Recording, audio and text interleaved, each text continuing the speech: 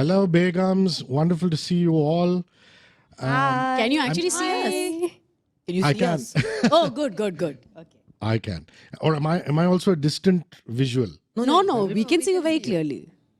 Okay. Well, Pooja, I'm just very happy to see you back at the movies or back in a series. Thank all you. of us in the 90s generation, all of us in the 90s generation really crushed out on you. It's no secret. Unfortunately for us, Pooja, Sadak 2 was just too little for us. So would it be dramatic? I was sorry to interrupt you. I was a picture on the wall, which we are all going to become eventually in life. I was the photo on the wall in Sadak 2, yeah. So every time they would ask me, so have you shot? Have you shot? And I would be because they don't want to reveal that I'm not actually in the film. Yeah. Sorry, you were saying. Yeah, I was saying it's so easy to fall in love with you. Look at that wit. So, but would it be dramatic to say that it's the rebirth of you as an actor, Bombay Begums, and as you were canning more and more scenes, Pooja, were you feeling better and better? Is what I want to know. You know, I was offered Bombay Begums the first time when I was bang in the middle of a schedule for Sadak 2, where I was basically head cook and bottle washer, where I was associate director to my father, and I'd taken it upon myself to really be the firewall to him, to kind of protect him from the nitty-gritty of actually running a set after so many years. I felt somewhere I needed to give back to my parent and to be able to make sure that the process of filmmaking was a breeze for him at the time that he came back in. So in that sense, for me, life came full circle. So when I was offered this amazing project, I had to say no. I had to say that, thank you for even thinking of me, but I can't because of my commitments. But they were rather relentless. And they came back 3 months later, and I said, wow, somebody wants me that badly. I must kind of relook at this. And I think that when I read it, it was, of course, the character, the title, the platform, working with Alankrita. I mean, it was a win-win situation in many ways. And yet, Rani was not like me in many ways. And I felt that that's exactly why I needed to do it. And then, of course, I knew that these amazing women were going to be cast with me. And I believe truly that you're only as good as your director is, your role is, and your co-stars are. So I've shamelessly fed off all three. So yes, I mean, I think that in a world that loves comebacks, I couldn't ask for a better one. And I just turned 49, 2 days ago, and I think that there could be no better gift that I could receive at this age than to be kind of just given Bombay Begums on a platter in that sense. So I'm extremely grateful and really full of gratitude. Life has got strange ways of taking you back to places that you thought you've left behind. And I told Alankrita on the last day when we cut that cake, I said, thank you for reminding me where I belong, dear. I forgot, I mean, I was so involved with filmmaking and had stepped 4 feet behind. So she reminded me where I belonged, and I'm very grateful. Shahana, you and me go back a long way. And even though we don't meet that often, whenever I see you on screen, I just feel immense joy and happiness. And it helps when you do such a great job like you've done here. Fatima Warsi, the character you play, to me is a prime example of the truth shall set you free. I mean, did you feel that in your scenes with Mark Bennington and with Vivek? Because, you had to pitch it differently, right? Your scenes with Mark and your scenes with Vivek, because in a lot of ways, these men are tapping into different aspects of Fatima. Talk about that. That's a very interesting question you asked, because, I always say that Fatima is somebody who is in a weird crossroad in her life where she's just found herself almost plonked in the middle of questioning a lot of things in her life. And it's almost like life is forcing her to question certain things, decisions, ideas about herself. And the way these two relationships play out, I mean, even just visually while watching it, I realized she hardly ever smiles. She only smiles right in the beginning with Arijay, and then you see her smiling with Mark. With Jeff. So you don't see anywhere else any signs of softness or kindness, and that's kind of a reflection of the way she's dealing with herself, which she says in a scene that she's very hard on herself. And it's based on the ideas, of society, of people, of expectations. And expectations, of course, people are designed to have expectations of you, but it's your expectations of yourself that actually become a burden. Because if you couldn't care less, no expectation of anybody else it would be of any consequence. So it's really her realizing, in my mind, in my opinion, it is Fatima realizing her own toughness on herself, her own judgment of herself, her own ideas of ambition that she has created for herself, whether it is that, oh, being a mother is very important, or having a family is important, or denying her love and passion for her work and the fact that she's good at it, denying perhaps her own charm in some way, many things like that. So I think in terms of the way you said the playing out of it, I think Jeff's character comes in to remind her of perhaps a part of her that was there even with Arijay, but that has been lost, and that has been lost within her own being towards herself. So in that sense, I think it was, and I had like great co-actors as well. I mean, like we were saying, it's been very easy to work with. I mean, Vivek Gomber I've worked with before in Suitable Boy, and then again in this. So we have really great chemistry, really great trust and connect, and he's a great co-worker for me. And to be able to play completely different husband wives in the two shows, it's really thanks to that level of trust and comfort that we have, and his intelligence as an actor. I mean, I think that's also something that really helps me to develop and create that chemistry. So, but it was very interesting for me to be able to balance out these very nuanced little things that were written in the character by conceived by Alankrita, and the way that it was even directed, to keep it very subtle. I think for all the characters it's there, but just this kind of, I remember taking notes down because there's so much constantly happening in Fatima's life at a personal level, emotional level, romantic level, at every level. So yeah, it was, but that's life. It's also, if we go back into our own lives, there's constantly 20,000 things happening parallelly, and you let some things show and you don't let some things show. So True. Adhya, well done, young lady. One is Amazing. the So on-screen much. acting. Thank you. One is the on-screen acting, in which you've done a wonderful job. But there's a lot of off-screen narration, which is the kind of stuff that we do, voice acting is not a very easy thing. How did you tackle those? Did you watch those scenes before narrating over them, voicing over them, or did you just read them out and leave it to the director and editor to like place it in appropriate places? Okay, so I was given a script to read through the lines, and I was told where the lines would be put in what scenes, respectively. And I did go through the scenes as well, and I knew where I had to say what was right, because I had to say my lines according to what the context was, how the scene was, and what the characters are feeling, because what I say is what gives meaning to the events in the series. So when I was doing the voiceover for these scenes, obviously it was hard for me to match up to what they were feeling, but I did try my best to feel what they were going through as well. So I had to put the same emotion in that and portray it. So I did my best, and yeah. Plabita, it's not easy doing girl-on-girl lovemaking scenes if you're a straight person. What do you do as an actor to try and get comfortable on set before executing something like that? Honestly, I don't feel it was very difficult, because I might be whatever my sexual orientation might be as a person, as Plabita, and in that moment when I'm when it's action, I am Aisha, and at that moment I'm trying to think like Aisha, I'm trying to feel like Aisha. So it was very natural for me to feel attracted to Chitra.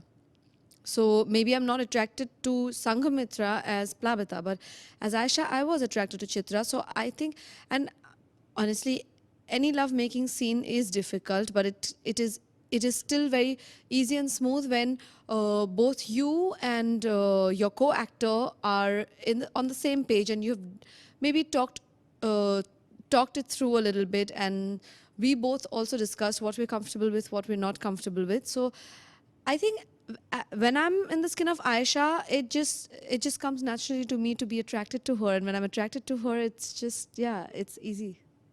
That's very well answered. Amrita, हाय। आपने पहले भी मुझसे कहा है एक बार कि आप director के विजन पर बहुत कुछ छोड़ देती हैं, लेकिन फिर भी अमृता एक बार डांसर या कोई जो कमातीपुरा में रहने वाली कमर्शियल सेक्स वर्कर का रोल जो है जी वो करने में चैलेंजेस तो बहुत हैं। जी कौन से वो चैलेंजेस थे? How did you overcome them to play lily?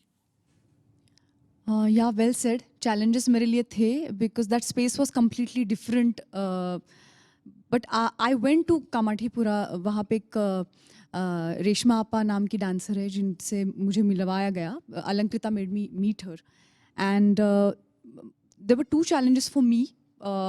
One is, yes, I like to dance, but the kind of dance this character needed to do, so I had to practice. And I'm not joking, all of them helped me because, you know, dialogue का मेरा ये था कि that's okay, मैं dialogue का कर लूँगी. So then they are doing scenes there and I'm dancing. There is a mirror and then I'm doing 1, 2, 3 and then everyone is coming and showing me, you do this, you know, you do that. So the dance was the most difficult, like challenging thing for me. But everyone gave their tips to me and then, you know, that was fun doing. But yeah, I had to work hard because that space was something out of my comfort zone. And yeah, the first scene where I'm like leading that boy, you know, so that scene, you know, I was visualizing कि हर रोज ये बंदी कर रही है ना, मतलब it's kind of for her it's profession ना ऐसा. So उसमें as अमृता में मेरे कोई भी inhibitions नहीं आ सकते, you know. एक normal sex scene जो होगा वो एक अलग sex scene है, लेकिन मैं ये जो कर रही हूँ, which is my profession, I'm doing it every day, you know. So I can't be little bit also मेरा inhibition नहीं चलेगा, and that was something very challenging. And Alankrita helped me with improvisations for that, and of course Neil Zorawar का role जिसने किया, we had some improvisations, and I think that too became you know, realistic for me. So these two aspects were a little bit challenging for me. But Reshma Appa, when I met her, you know, I spent a whole day with Reshma Appa. She danced in front of me, you know, मैंने उसके साथ खाना खाया, मतलब आयशा और मेरा जैसा scene था ना, the other thing. So she showed me the albums when she was dancer, and you know, so all that. So that feeling helped me to portray Lily, I think. Pooja, I've had banker lady friends of mine, often very happily married, saying to me, wow, you know, the erstwhile governor of the RBI, Raghuram Rajan, how attractive he is. He runs marathons, has ideas of salvaging the Indian economy. And often working women do that, don't they? I mean, they go through something whereby they're finding someone attractive in their work circle, but they don't act upon it. In Indian cinema, it's always about men giving in to temptation. My question to you is, it must be so fulfilling for you to find a script, Pooja, where women give in to temptation. Well, yeah. I mean, I think that I've been held responsible for kind of a dialogue in a film where a woman actually questioned the whole concept of love, where Bipasha Basu said कि ये जिसम प्यार करना नहीं जानता है, and shamelessly used his sexuality to be able to get what she wanted to. So I think that what was refreshing about this is the fact that I think all of them give in to their impulses and shamelessly claim it. And I think that for me, the saddest yet most revealing thing about Rani really is in terms of that explains why she's actually even drawn to Rahul Bose's character when she tells Fatima that, you know, I feel betrayed, but he just made me feel so young. And I think that's such a telling line, because when you look at women who reach a certain age in life, they're either told that, you know what, put your sexuality into on the back burner and forget about it, because you consider women of a certain age devoid of any sexuality. And even if you feel it, you're not meant to act upon it, especially if you're a mother or you're somebody's wife. Or yet men are allowed the privilege of many impulses kind of being lived out. And I think that there is a need in women to kind of somewhere rewind time. And if a man really makes you feel that way, like Fatima's character, like Shana said, she said that, you know, both men bring out something drastically different in her. Yeah. And I think as women, there's so many women in one woman. Why should we be one-dimensional? You know, there is a mother, there is a lover, there is a sister, there is an ambitious CEO, there is the harlot, there is the saint. And society tells us that you can be one-off and doesn't permit us to actually revel in all of those colors. So I think that Rani reaches out to Rahul Bose's character because somewhere he reminds her of that youth that has kind of somewhere gone by. And I think she's somebody who's quite terrified of aging, which is very different from me. I mean, my social media handle loudly proclaims the year in which I was born. You know, which it's in itself is looked down upon in terms of, at least in the world that I came from, the 90s. You're not meant to talk about your age and all of that. But I think she's terrified somewhere that it will be looked upon as losing control, which is why she's in denial about her menopause. She's in denial about the fact that, hey, you know what? It'll be considered that she's now over the hill and she's kind of lost control. So pathetically, she has this affair because she's trying to hold on to that youthful self. And her relationship with her husband is also very unique. And he's actually so large and so giving. And that's what she realizes by the end of it. I mean, you know, I looked outside, but what I had was a treasure at home. Somebody, I mean, he's got his own baggage, of course. And they kind of come to terms with that. So I think that it was interesting on many levels, and which is why there's a lot of her that is me, but a lot more that was not me. And I think that was really what drew me to playing this, to ask myself whether could I? Because I did not approach this knowing that I would be able to pull this off. There was terror, you know, knowing that I'm working with a very accomplished set of actors who are kind of in the fray, who have been working actively. I hadn't faced a camera for 20 years. And there is that anxiety about knowing whether you can pull this off. And I think the day I lose that is the day I will have zero impact on anyone, especially myself. Is the uncertainty, the not knowing, is what keeps me vulnerable. And I think that that is what one needs to be as an artist somewhere.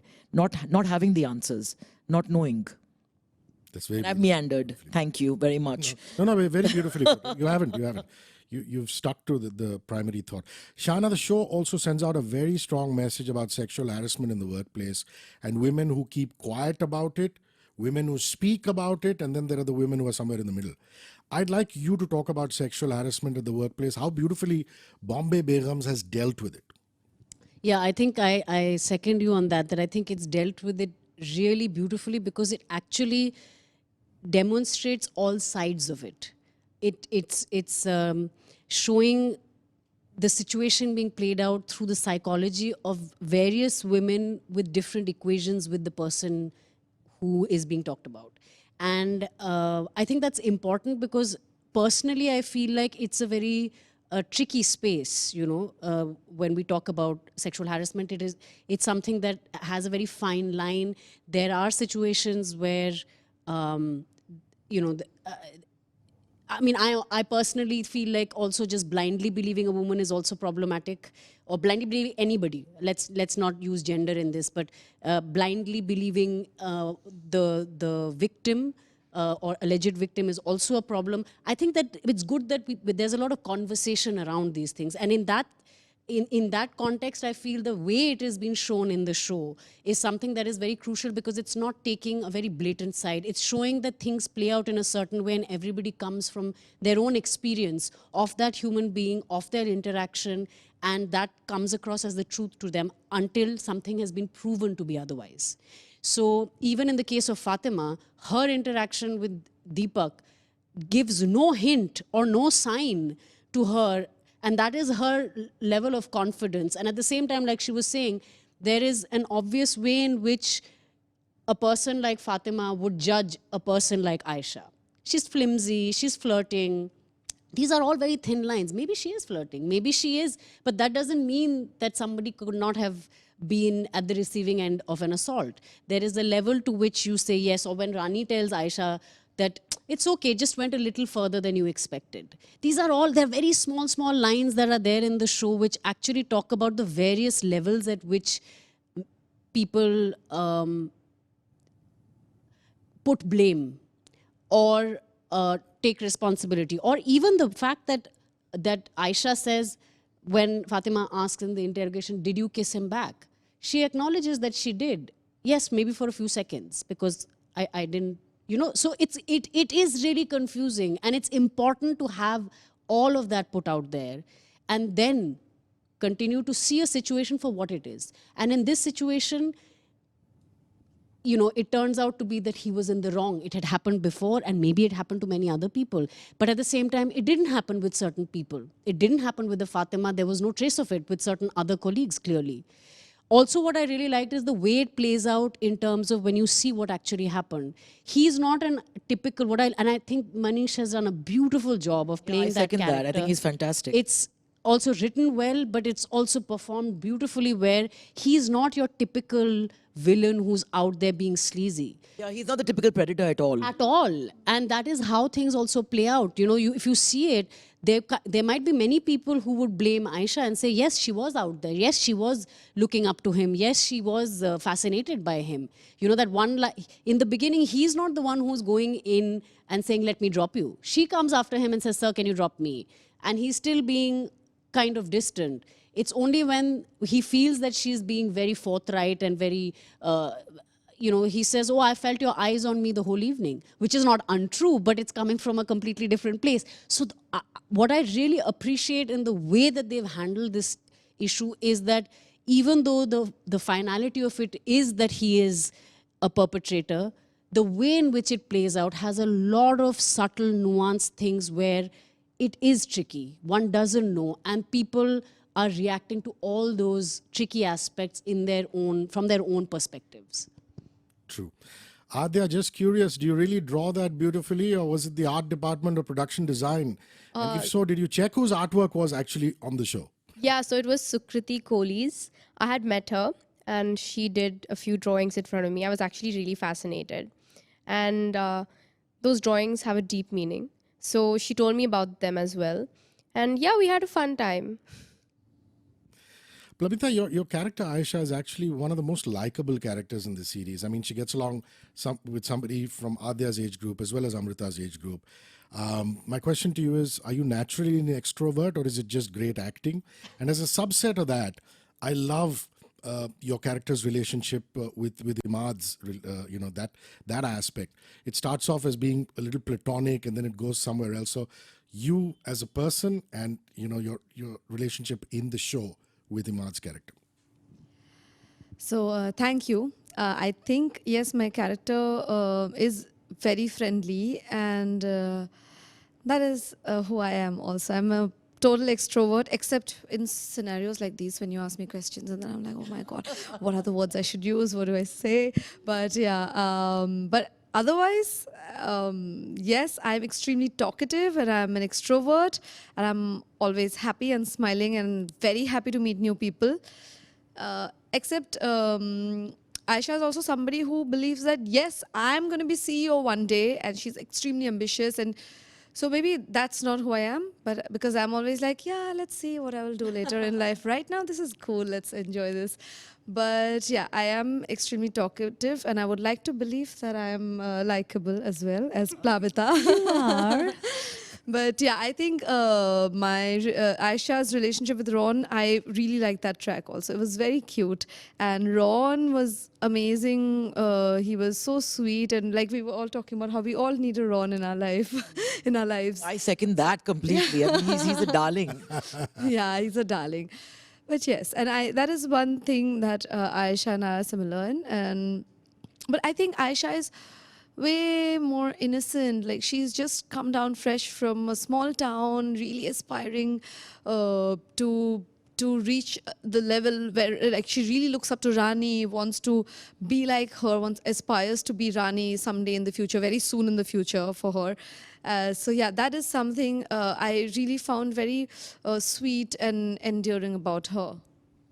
But I must say, because she's so endearing as a character and the way she is, and there's such an innocence to the way that she even talks about that awful experience of hers. The two scenes that were very difficult to actually be part of was the scene where we actually have, you know, are all sitting there like this board in front of her, and she's actually talking about what happened.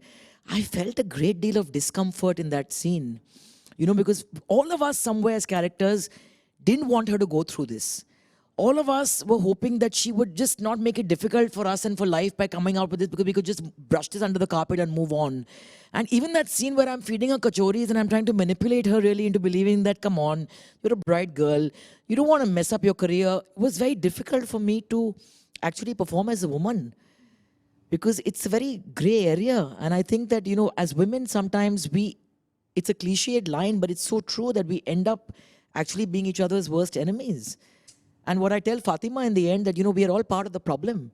So those two scenes were actually very difficult to confront as a woman, because saying that, oh God, yeah, what am I doing? This adorable creature in front of me. And you are so not and who like looks that. at me with such love and with such awe. And there I am just manipulating that feeling of hers. I think it's even for Rani that is so difficult. And not just for Pooja, but I'm saying for Rani, even for her to say these things, she doesn't want to. But this Rani is a what she victim of knows. in her own head, because she's suppressed her pain and what went wrong with her life, and she believes that if I could suppress it, then so must you. And she believes that this is the way to go. This is what she knows, I feel. So it was difficult. It was very difficult for me to play that scene also, the one where I'm actually speaking out. Because I remember there were takes when I would just end up crying, because, I mean, it's just really, it was a very traumatizing scene to play out. I can imagine. Guys, I think I have time only for one more question. So, I'm going to keep it a little... No, don't leave us. How sweet. I could go on all day, but then you're on a tight schedule. The costumes and styling, I just can't get enough of it, especially you banker ladies and your very cool clothes. Talk to me about that. I mean, as bankers, you guys, which is Pooja's character, Plabita's character, Shana, yours, you all have distinctive threads. Lots of costume trials, look test, Shana? Well, lots of costume trials for me, for sure. I mean, Divya, I hope you're hearing this. I must thank her. Though we would kind of have to try on like 4 blouses every day before the first shot, and that would completely throw me, because I was just not used to being so primped. I'd gone the last 20 years dressing my actors and tying my hair in a juda and just being behind the camera wearing my all black kind of attire. And there I was, every detail had to be ironed out. I mean, the nail polish had to be immaculate, the hair had to be in place, everything had to be Karwa Chauth exquisite. costume. And my favorite, ye Sone Ke Kangan, where, I mean, she has been primped to actually represent the bank in a manner that she actually hates being represented. I was so uncomfortable doing that, but it actually turned out all right. But yeah, it was difficult. Because when you go from focusing outside of yourself, go back to getting used to that space where you have to shamelessly focus only on yourself. For me, as a person, it was a shift and an adjust. But I had a lot of people who were great help, and it was exhausting. Yeah, by the end of the day, I used to kind of, because Rani's always also holding herself so erect in terms of, she's there holding the burden of the world on her shoulders. By the end of it, I would just kind of slump and say, God, that was exhausting. Just kind of, just being in control is so exhausting. And yeah, I mean, I think that there was a lot that went into that carefully kind of cultivated kind of power look. Yeah. Well, for my costumes, I will be like, what are these colors? Yeah. And all of these will be like very dignified and all those kind of costumes. And I will be like, what are you all wearing and what am I? Not today, Every but time we would be, say, on set together, and then Lily will walk in with her colored costume. We'll all get so excited. Like, what is this now? It would just be fresh. Lily walking into the bank like that. Like with the pink one, but especially. really, guys... But I must say the clothes helped me. I mean, having that look actually... Yeah, they made- helped me it also, was- of It was course. like really, literally, you step into somebody else's skin in that sense. Sure, So that sure. became an armor in a way. I mean, I look back at my limited career as an actor, I think sari really works for me. The last time I was wearing them was in Zakham. And that again is a body of work that's going to be mentioned in my obituary. And I thanked Alankrita on all of our behalf. I said, when I saw 6 episodes, I said, Alankrita, the fact that the show looks great is a given, but it's true, and you've given us all roles that are going to be mentioned in all of our obituaries. Don't mean to be morbid, but it's true. So I think the sari works well. Maybe I should perhaps, when I go to... No, and really, ladies, I mean, this has got to be my parting thought. I mean, it's just a cool modern day show. I mean, even, Lily going out and trying to find her own identity as a woman. I'm done with Hindi cinema saying Rakhel hai, ye hai, wo hai. I mean, even the aspect that a woman can find her identity by being a mistress for whatever reason is tackled with such great naturality. And, that's great writing, it's great direction, and it's a great performance. Thank you, Begums. Lots of Thank love. you. Thank you so much. Hrishi. It was fun. Thank The you. show deserves to be world famous. I mean, all these things about Narcos being a Spanish show, being popular around the world. Bombay Begums should be seen in every corner of this planet. I mean, it's. We love you. I love you. Thank you. Thank you so Yes, much. Thank you very much. Thank you. Take care, Papai.